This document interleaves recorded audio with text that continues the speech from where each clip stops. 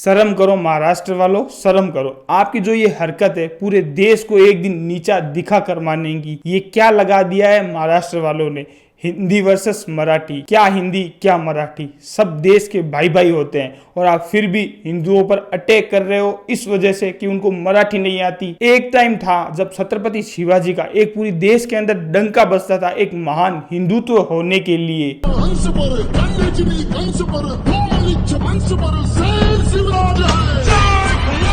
आज उन्हीं के ही वंशज उनके जाने के बाद महाराष्ट्र के अंदर बहुत सारे महान लोग दिए थे, जिनमें से एक थे बाला साहब ठाकरे, जो कि हिंदुओं की आइडियोलॉजी को लेकर लगातार आगे बढ़े थे। So let me ask Bala Saheb Thackeray, which description does he prefer? Me? Ji Of course, at times. और अपने आप को बहुत ही बड़ा हिंदू कहते थे और हिंदुओं के साथ प्रतिपक्ष नहीं करते थे और ना ही वे कभी मराठी व हिंदी को लेकर लड़ाई की थी, जो कि अभी राजनीतिक सत्ता को देखते हुए महाराष्ट्र की इतनी ज्यादा घटिया राजनीतिक सब लोगों को दिख रही है। यहाँ तक कि कश्मीर के पंडित लोग भी महाराष्ट्र के अंदर अपने आप को सेफ महसूस करते थे और आज महाराष्ट्र की हालत दयनीय स्थिति में कर डाली है इन लोगों ने। और बाला साहब को हिंदू आइडियोलॉजी के कारण उनको हिंदुओं का सम्राट भी कहा जाने लगा था। I am a Hindu, a mad Hindu. लेकिन उनके जाने के बाद उनके ही दो बेटों ने बाला साहब का नाम पूरा मिट्टी में मिला दिया है। शिवसेना का जो सुप्रीम पद था ना, वो उद्धव ठाकरे को मिल चुका था, जिसके चलते राज ठाकरे ने 2006 के अंदर शिवसेना को छोड़ दिया था और उसके बाद 9 मार्च 2006 के अंदर उन्होंने खुद की एक अपनी, जिस पार्टी का नाम था महाराष्ट्र नवनिर्माण पार्टी, यानी कि MNS पार्टी। और भाई साहब दोनों भाइयों ने ऐसा किया कि बाबा साहब की लेगेसी को पूरा तार तार करके रख दिया था और राज ठाकरे अभी भी वही लेगेसी अपना रहे हैं जो कि राहुल गांधी ने कांग्रेस के साथ लेगेसी को अपनाया है। मतलब कि पूरा सत्यानाश। मतलब आज राज ठाकरे की सेना पूरा गुंडागर्दी के ऊपर उतर आई है और वो भी किस पर, महाराष्ट्र में मराठी लैंग्वेज को लेकर। अभी रिसेंटली महाराष्ट्र के अंदर एक इंसिडेंट हुआ है जहां राज ठाकरे के गुंडा सेना लोग किसी एक जाकर हिंदू पर्सन को पकड़ लेते हैं, फिर उसको मराठी ना बोलने के बाद उसके ऊपर हाथ उठाते और मारपीट करते हैं। और सबसे बड़ी बात यह है कि वो एक हिंदुओं को मारकर अपने आप को गर्व महसूस करते हैं।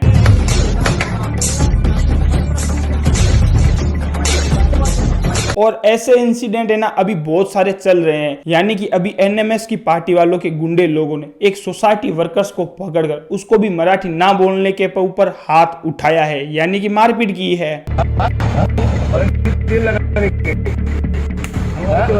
राज ठाकरे के गुंडा लोगों ने सिर्फ एक आदमी को इसलिए पीटा है क्योंकि वह बैंक का एम्प्लॉय था और उसको मराठी नहीं आती थी। और ऊपर से राज ठाकरे के पास कोई भी पावर ना होने के बावजूद उन्होंने इस बात का अनाउंसमेंट कर दिया कि अब से महाराष्ट्र के अंदर सारे बैंकों के अंदर मराठी भाषाओं का यूज किया जाएगा। Party chief Raj Thackeray issued a diktat saying that all bank transactions should happen in Marathi. और अभी एक रिसेंटली घटना आई है कि राज ठाकरे के गुंडा लोगों ने गुजराती हिंदू व्यापारी को पकड़ लिया है और उसे मराठी ना बोलने के ऊपर थप्पड़ जड़े हैं।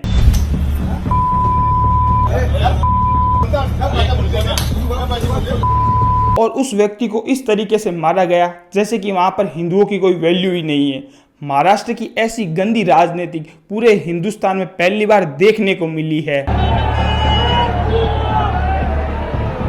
ऐसी चीजों पर उनको वो शर्म करनी चाहिए क्योंकि वे बाबा साहब के नाम को इस तरीके से खराब कर रहे हैं कि सारे स्टेट और हिंदुस्तान के जितने भी भारत की स्टेट के लोग हैं वो सारी के सारे लोग घृणा कर रहे हैं महाराष्ट्र के लोगों से। और ये ऐसे ऐसे बहादुर काम करते हैं जिसकी हम क्या ही कल्पना करें। जहां तक कि मेरे नॉलेज के अंदर है तो मराठी तो राहुल गांधी को भी नहीं आती, मराठी तो सोनिया गांधी को भी नहीं आती, मराठी तो छोड़िए उनको अच्छे से हिंदी भी नहीं आती। फिर भी आप लगातार उनके साथ क्यों चिपके हो? जनता इतना ज्यादा मूर्ख नहीं है, समझ चुकी है। राज ठाकरे की पार्टी के लोग इतना ज्यादा गुंडागर्दी कर रहे हैं कि जिस व्यक्ति को मराठी भी आती है तो भी वे उसको लगातार टारगेट कर रहे हैं क्योंकि वह वहां का नहीं है। इस वजह से अब आप सब लोग देख लीजिए, अब इस कैब ड्राइवर को मार दिया क्योंकि उसको मराठी तो आती थी लेकिन वह महाराष्ट्र का नहीं था। का घेतली ते सांग, सर्व्हिस द्यायला। मग काय सर्व्हिस देत नाही? तुम्ही ऍडव्हान्स सर्व्हिस बोल, काय ऍडव्हान्स कुठे घेतला?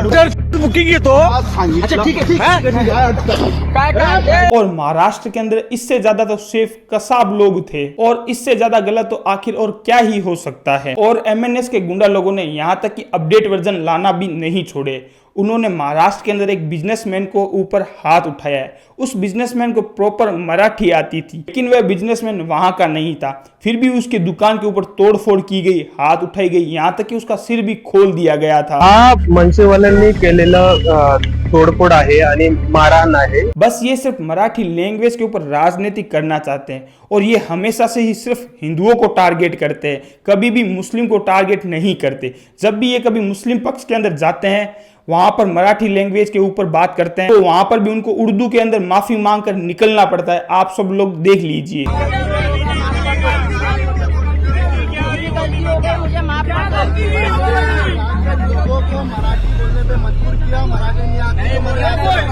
कि महाराष्ट्र के अंदर राज ठाकरे का बेटा खुद मराठी लैंग्वेज को त्याग कर अपने ही कॉलेज के अंदर जर्मन भाषा को सपोर्ट करता है और वह अपनी कॉलेज की सारी डिग्री जर्मन भाषा के अंदर कर रहा है। जब ये सारी चीजें हुई थी तब महाराष्ट्र के सीएम को आकर इसके बारे में कुछ बोलना पड़ा था। महाराष्ट्र में मराठी भाषा का अभिमान रखना ये कोई गलत बात नहीं है, लेकिन भाषा के चलते अगर कोई गुंडागर्दी करेगा तो इसको हम सहन नहीं करने। उल्टा उद्धव ठाकरे उनके ऊपर लैंग्वेज के ऊपर बात नहीं कर रहे, बल्कि उल्टा उनके ऊपर पॉलिटिक्स खेल रहे हैं। यानी कि सीधा सीधा ये हो रहा है कि अपना सिट्टा सेका जा रहा है। बताइए कि मुख्यमंत्री मराठी भाषा के विरोधी क्यों है? मुख्यमंत्री मराठी भाषा के विरोधी है, ये मेरा आरोप है। जाओ उनको बताओ। और लोगों का सिर्फ नुकसान किया जा रहा है। इतना ही ज्यादा इन दोनों को मराठी लैंग्वेज से प्यार था तो बाबा साहब ने एक बार ये बात बोली थी, वे मरते दम तक कांग्रेस का कभी भी साथ नहीं देंगे। पर इन दोनों भाइयों ने क्या किया, ये तो कांग्रेस के साथ बढ़ चुके हैं। यानी कि इन्होंने कांग्रेस के साथ अलायंस किया। बाबा साहब की कहां बात रही, उन्होंने ये तक बोल दिया कि अगर मैं जिंदा नहीं रहा तब भी मेरी पार्टी कांग्रेस के अंदर शामिल नहीं होगी, अगर होगी तो मेरी पार्टी पहले टूटना पसंद करेगी।